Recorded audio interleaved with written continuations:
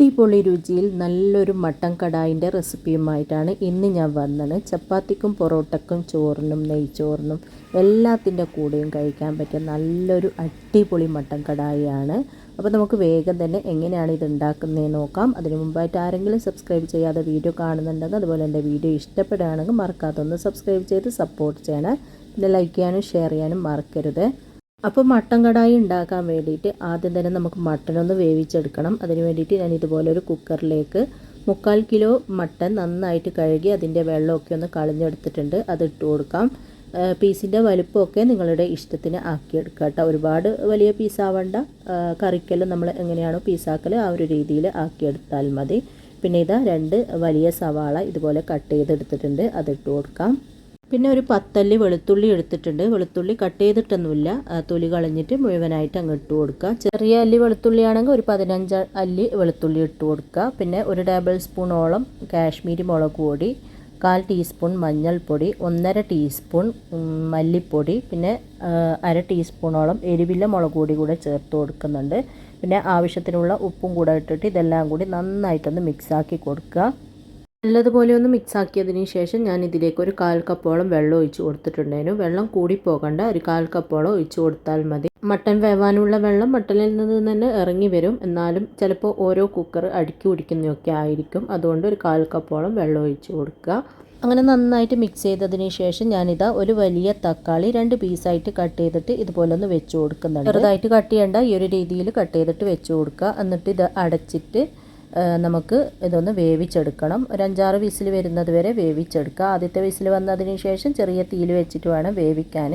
ഓരോ മട്ടനും വേവിൽ വ്യത്യാസം ഉണ്ടാവും, അത് നിങ്ങൾ നോക്കിയിട്ട് ചെയ്യുക. അപ്പോൾ ഇതാ 5 വിസിൽ വന്നപ്പോൾ ഞാൻ അടുപ്പ് ഓഫ് ആക്കിയിട്ടുണ്ടേന്. ഇപ്പോൾ പ്രഷറെല്ലാം കുറച്ചൊന്ന് പോയതിന് ശേഷം കുക്കറൊന്ന് തുറന്നിട്ടുണ്ട്. ആദ്യം തന്നെ നമ്മൾ മുകളിൽ ഇട്ട് കൊടുത്ത ആ ഒരു തക്കാളി ഉണ്ടല്ലോ, അതിൻ്റെ തൊലി ഇതുപോലെ ഒന്ന് എടുത്ത് മാറ്റുക. ഇതിലേക്ക് ഞാനൊരു 1/4 കപ്പ് വെള്ളം മാത്രമേ ഒഴിച്ചു കൊടുത്തിട്ടുള്ളൂ. ഇപ്പം കണ്ട ഒരുപാട് വെള്ളം ഇറങ്ങി വന്നിട്ടുണ്ട്. അതുകൊണ്ടാണ് ഒരു 1/4 കപ്പ് ഒഴിച്ചു കൊടുത്താൽ മാത്രം മതി എന്ന് പറഞ്ഞത്. ഇനി മട്ടനൊന്ന് വെന്തിട്ടുണ്ടോ നോക്കാം. മട്ടനൊക്കെ അത്യാവശ്യം വെന്തിട്ടുണ്ട്. വെന്ത് ഉടഞ്ഞിട്ടൊന്നുമില്ല, എന്നാലും അത്യാവശ്യം വെന്തിട്ടുണ്ട്. ഇനി ഞാനിത് മറ്റൊരു പാത്രത്തിലേക്ക് മാറ്റുന്നുണ്ട്. അപ്പോൾ ഇതാ ഇതുപോലൊരു പാത്രം അടുപ്പത്തേക്ക് വെച്ച് കൊടുത്തിട്ടുണ്ട്.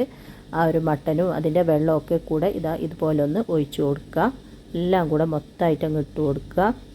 എന്നിട്ട് അടുപ്പ് ഓൺ ചെയ്തിട്ട് നമുക്കിതിൽ ഈ ഒരു വെള്ളമൊക്കെ ഒന്ന് അത്യാവശ്യം നല്ലതുപോലെ തന്നെ വറ്റിക്കണം.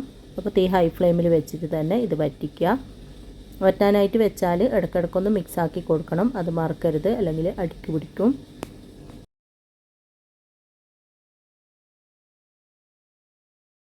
അപ്പോൾ ഇതാ നന്നായിട്ട് തിളച്ച് മട്ടനിലെ വെള്ളമൊക്കെ ഈ ഒരു രീതിയിൽ ഒന്ന് 1/4 ഭാഗം വറ്റി വന്നിട്ടുണ്ട്. ഈ ഒരു രീതിയിൽ വറ്റി വന്നിട്ടാവുമ്പോൾ നന്നായിട്ടൊന്ന് ഇളക്കിയതിന് ശേഷം ഇതിലേക്ക് 2 ടേബിൾ സ്പൂണോളം നല്ല കട്ട തൈര് എടുത്തിട്ടുണ്ട്. അത് നന്നായിട്ടൊന്ന് മിക്സ് ചെയ്തതിന് ശേഷം ഇതിലേക്ക് ഒഴിച്ചു കൊടുക്കാം.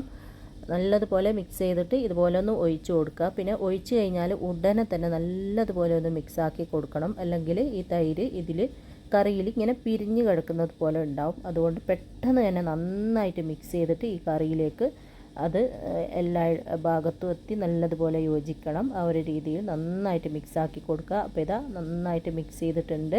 ഇനി ഉപ്പെല്ലാം നോക്കിയിട്ട് വേണമെങ്കിൽ ഉപ്പെല്ലാം ചേർത്ത് കൊടുക്കുക. ഉപ്പ് കറക്റ്റാണ് കേട്ടോ, നമ്മൾ ആദ്യം ഇട്ട് കൊടുത്തനല്ലോ, അതെല്ലാം കറക്റ്റാണ്. ഇനി ഇത് നന്നായിട്ടൊന്ന് തിളച്ച് കുറച്ചുകൂടെ ഒന്ന് കുറുകുന്ന സമയത്ത് നമുക്കിതിലേക്ക് ഒരു 2 ടേബിൾ സ്പൂണോളം ബട്ടറും കൂടെ ചേർത്ത് കൊടുക്കാം. ബട്ടർ കയ്യിലുണ്ടെങ്കിൽ 2 ടേബിൾ സ്പൂണോളം ചേർത്ത് കൊടുക്കുക. അപ്പോൾ ഇതാ ഈ ഒരു സമയത്ത് നമുക്ക് 2 ടേബിൾ സ്പൂണോളം ബട്ടർ ചേർത്ത് കൊടുക്കുക. ബട്ടർ ഇല്ലെങ്കിൽ കുറച്ച് ഗീ ചേർത്ത് കൊടുത്താൽ മതി കേട്ടോ.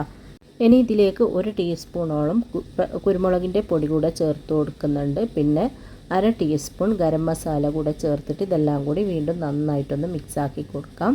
നന്നായിട്ടൊന്ന് മിക്സ് ചെയ്ത് ഗ്രേവിയൊക്കെ കുറച്ചും കൂടെ ഒന്ന് തിക്കായി എണ്ണ തെളിയുന്ന ആ ഒരു പരുവത്തിലാണ് നമുക്ക് ഇത് കിട്ടേണ്ടത്. അപ്പോൾ ആ ഒരു രീതിയിൽ ആകുന്നത് വരെ തീ ഒരു മീഡിയം ഫ്ലെയിമിൽ വെച്ചിട്ട് മിക്സ് ചെയ്തിട്ട് നമുക്കിതിലെ ഗ്രേവിയൊക്കെ ഒന്ന് വറ്റിച്ചെടുക്കാം.